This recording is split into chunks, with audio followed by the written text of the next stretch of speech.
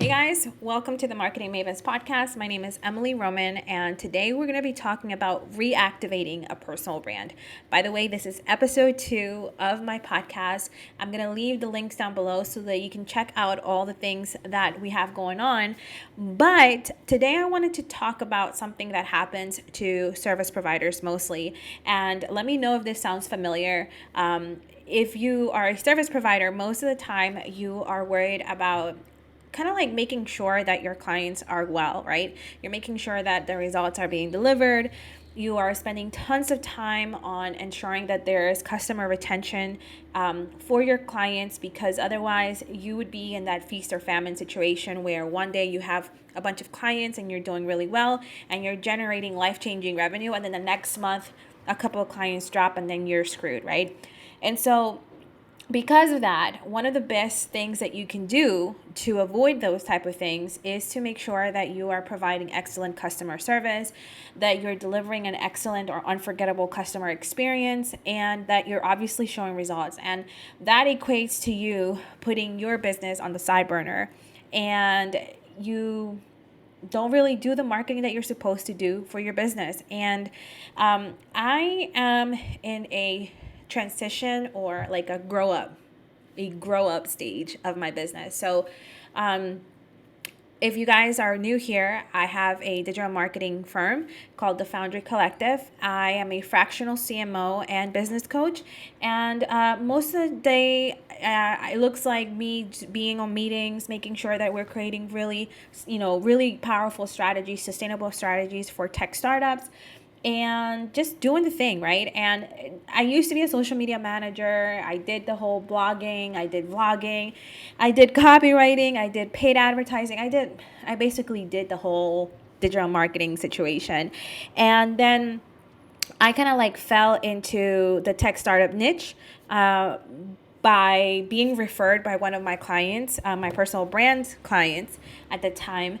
And I realized that I loved being in the tech startup scene because marketing and sales go very hand in hand there. Like, you, as a marketer, you know that you are supposed to be hand in hand with the sales team, but being in the tech startup world, like, you can really see like amazing synchronization of those two departments and how they work well together to create like the marketing messaging and just the branding and all that stuff, because basically you start from zero.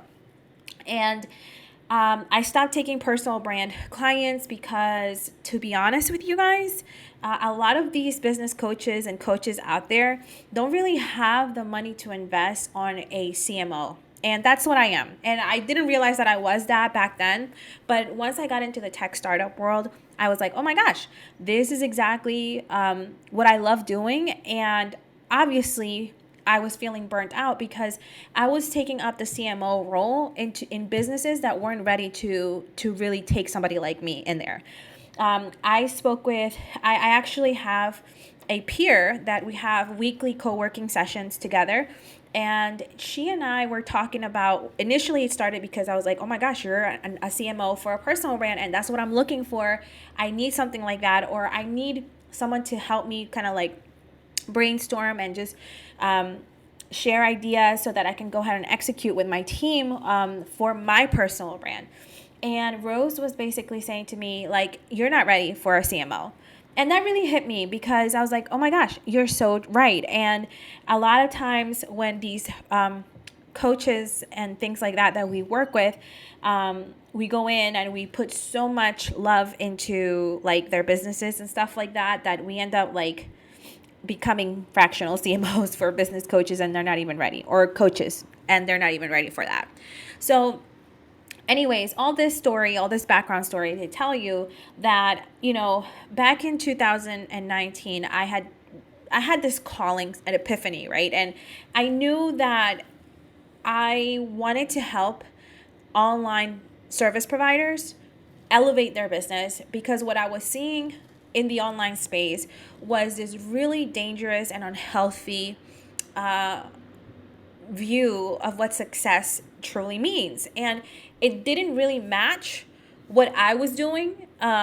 on a career, professional, and personal side of things. And yet I found myself super happy and at peace with what I was doing. And I realized that, especially for women, we have so much stuff that are on our plates on at any given time. And these examples of how to be successful just were not conducive of a healthy lifestyle. A lot of the people, as in fact, today I was reading a Facebook post from a coach that basically sold his multiple seven figure coaching business because of this, because he wasn't living. He was so caught up in just like the monetary success definition that the only thing he said that made him happy was a Stripe notification or somebody loading up a testimonial. Like, those were the only two things that made him happy and allowed him to define himself as somebody that was living a good life. And that shouldn't be that way. And so back in 2019, I started seeing this weird, unhealthy pattern that a lot of business owners were actually having. And this comes from the collective, right? Like, this is from the collective entrepreneurial world where, you hustle, and then you get burnt out. It's basically like, I mean, and it shows in all these different types of things too. Like, a lot of people say, oh, you have to show up every day. And so you show up every day, you post, you create content, you record videos, you're posting on YouTube and doing all these things. And you're kind of like swimming upriver, right? Like, so you're going against the current because there's so much content being delivered by other people around you that you're literally just trying to get your content to rise above other people's content. And let's be real, some of the content that you're going to create, and I would say 90% of the content that you're going to create, is not going to be on par with other people. There's always going to be somebody who creates better than you, somebody who's always going to share things faster than you, more timely than you. And some of it may be luck, and other times it may just be that person really understands their ideal client avatar more than you understand your ideal client avatar. But whatever the case is that, in these examples, you're basically taught that you're supposed to be like going online and showing up, creating content every single day. And then you realize that you're burnt out, right? Because that 80% of the content that you posted just isn't working and it's not really converting. And so you're putting in all this energy, all this creativity out on the world, and you're not even generating any ROI on it, right?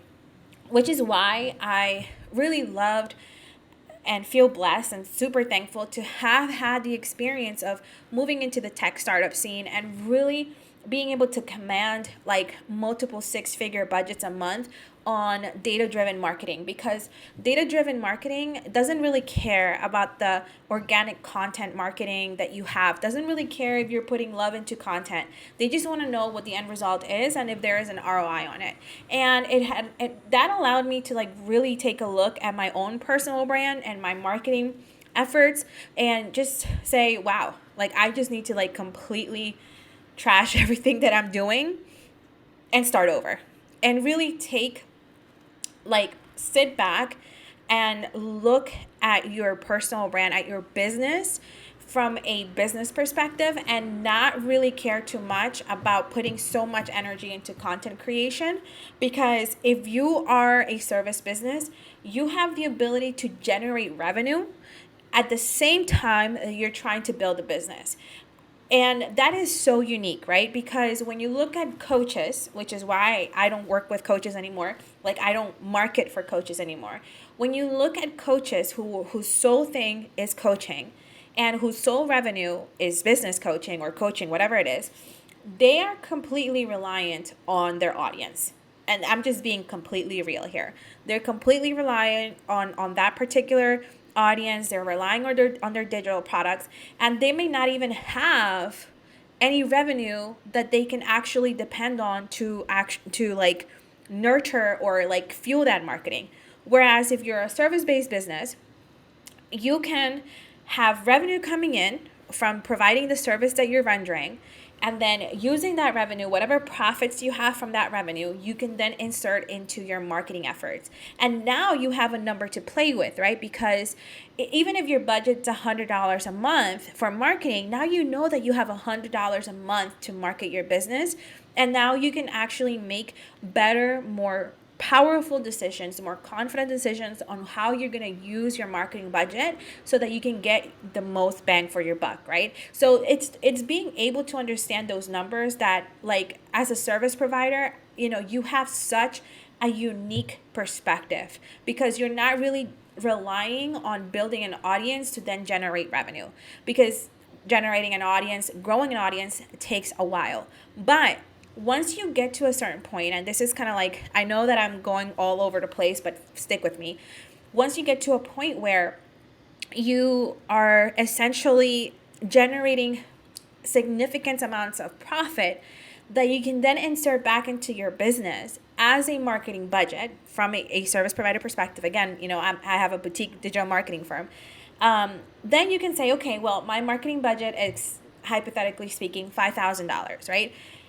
How can I amplify these $5,000 and ensure that I'm building an audience with the mindset of, I know that the first $5,000 or the first 30 days, the first 60 days, meaning the first $10,000 of these efforts are probably not going to generate any life-changing revenue for me, right?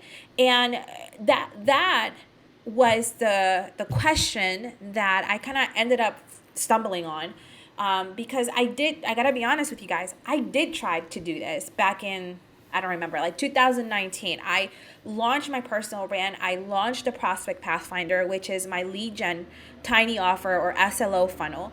And I realized that I wasn't ready because while I was profitable at that point, I wasn't thinking that way. I was thinking, oh, I'm going to put $1,000 in and I should get like $2,000 back.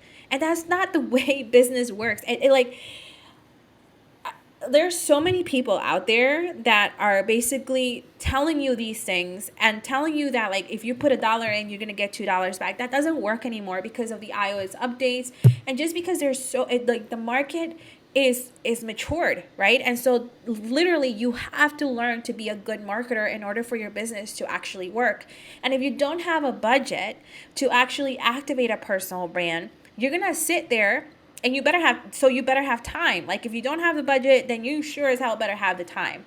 And you better have more time to be able to allocate on your personal brand than everyone else or than the majority of people, right? And also the consistency and the stamina to continue on creating and producing content until it actually sticks. And unfortunately for me, I am impatient, and I don't need to do that. I don't need to spend a crap ton of time and energy trying to create content that I hope that it sticks, right? So now what I've been doing to activate the personal brand side of things, right, is obviously, number one, if you guys didn't catch the number one tip, is to have a marketing budget, right? I have a marketing budget. I know my magic number and I know how much I can spend on a monthly basis. And then what I do is I step back and I take a CMO perspective of that marketing budget, and I ask myself the question of, like, how can I make this number amplify without expecting that this number is going to generate a significant amount of revenue in the next 2 to 3 months. Because really what I'm trying to do at this very moment is to really cook up a brand and cook up the marketing message, because I don't even have that just yet, right? So once you understand and once you kind of like prepare your mindset that way, and you know that you are going to have to wait around 30 to 90 days to like really find messaging that sticks, and products and lead magnets and things that will generate, a growth in your email list and your like main bucket of your ecosystem, then you can then move forward to creating better products and develop other things that will generate that revenue, right? And again, product development does have to do with marketing, but it's not. Product development is a completely different side of the business, and you also have sales, right? So marketing in the sense of the personal brand side is literally, especially if you're just starting, is you got to make sure that you have to that you have that mindset of like, okay, 90 days to like really build this out without expecting revenue in return. And that is hard for a lot of small business owners to swallow, right? Because when we start a business because either we need the revenue or because we want to be successful, and nobody wants to wait to be successful. That's just not normal to be okay with. And I wouldn't call it impatience. It's just that I think that's just like how humans are. Like we don't want to wait. So anyways, so once you kind of set that mindset and you are ready to go, the next things are basically saying, okay, so I have is to be able to allocate your marketing assets, right? So I have this marketing budget and now I have this time asset too, right? So as a personal brand, obviously you have to show up. You have to create content like what I'm doing right now to be able to actually get people to know you. So I know that I have the marketing budget and now I have the time budget as well. And what I do is I figure out where is my time and my marketing budget be of best use. So what I know for a fact is that I did my search on ICAs. I tested some things out on Facebook. I can go in depth in terms of what I did to test my audience. In my Marketing Mavens community. So if you guys want to know more about the technical side of understanding where your audience is and just really priming yourself for paid advertising without having to spend a lot of money, I only spend like $3 a day. Feel free to join my Marketing Mavens community, and I'll go over that exclusively in that community. So I tested the audiences with my first episode, the Marketing During a Crisis episode, and I started like priming my pixel. And between 4 audiences, there was one audience that was really, really hot. And so what I did was, as I was priming that pixel for 7 days, I gave myself 7 days to create a lead magnet that really caught people's attention and really hit what people were wanting to do or wanted to end up in, and that I could help him with, right? And that's where the 10K roadmap came in. And that is the lead magnet that that is basically the core of my email generation strategy right now. And so basically that lead magnet helps people understand the 7 cardinal rules on how to make $10,000 in profit every single month. And I grabbed the audience that was really hot in the first place with one of the ad campaigns that was running to the podcast, and I matched it with the lead magnet. And then I started seeing immediately just people signing up for that lead magnet. It went from the first day was like, I think it was like $6 or something per lead, and now it's like $3 because obviously, we tweaked the messaging a little bit and we did a couple of changes. But now that lead magnet and the ads are running consistently, and I'm every day getting leads into my pipeline. And now, aside from that, I also have the Marketing Mavens community, and I have the Marketing Mavens podcast, which is what you're listening today to. And the Marketing Mavens podcast is really just like my core content. It's like where you'll get to know me and really understand kind of like my brain, and just I will share, tons of different things with you and just provide value, right? And that's like kind of like the core content. From there, we can do reels, we can do tons of different things. And then we have the Marketing Mavens community. And the Marketing Mavens community is actually housed in Mighty Networks. And it's an exclusive, super prestigious community. It's actually free to join, but you do have to apply for it. And in there, we have more technical trainings, and, we provide even more value. And more importantly, my core offers, my products and my courses and things like that are housed in there. So it's like kind of like a 2-in-1. And I do have a Facebook group, but that Facebook group isn't active. So I don't really do a lot of engagement on social media that way.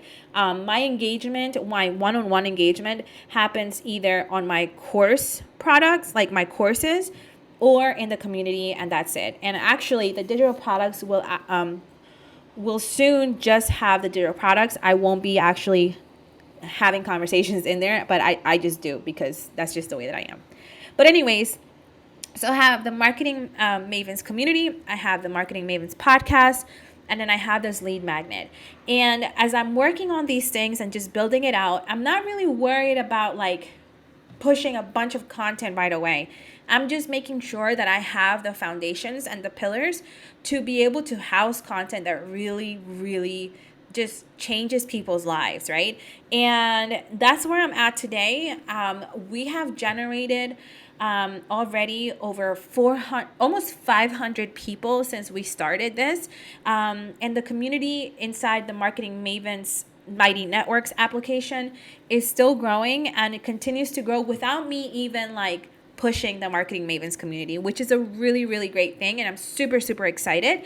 And we're going to be generating tons of other marketing campaigns, paid advertising campaigns, where I'm just promoting the podcast. So for example, this is probably going to be a video later down the line where, you know, you just listen to me and you engage in the video, and then I can retarget you for something else, or retarget you to invite you in the Marketing Mavens community, or retarget you for the Prospect Pathfinder, the Trends on Tap product, and all the small products that I already have set up from the last time I tried this. But again, the most important thing is that you have to have the mindset of understanding a clear-cut number, and then being okay with waiting it out and doing your best to grow a community with super valuable, life-changing information, because that's what matters, right? Like, why are you even creating a community? Why are you even here trying to allocate people into an ecosystem if you're not really trying to change people's lives, right? Like, that's not cool if you're not really into that. So I hope this podcast was helpful to you guys. I'm super excited for this new format because now we can like share it on videos and do so many different things. And I love this little thing. It's a Nano Yeti mic, and I love it. Anyway, so this is it for episode 2. I hope you enjoyed the podcast, and make sure you follow me on Instagram at the Emily Roman, and I'll put all the links in the description box below so that you can follow me. And if you have any feedback, comments, or questions, or if you have any suggestions on what I should be talking about next, please make sure that you comment below, and I will be sure to create something for you. Until next time.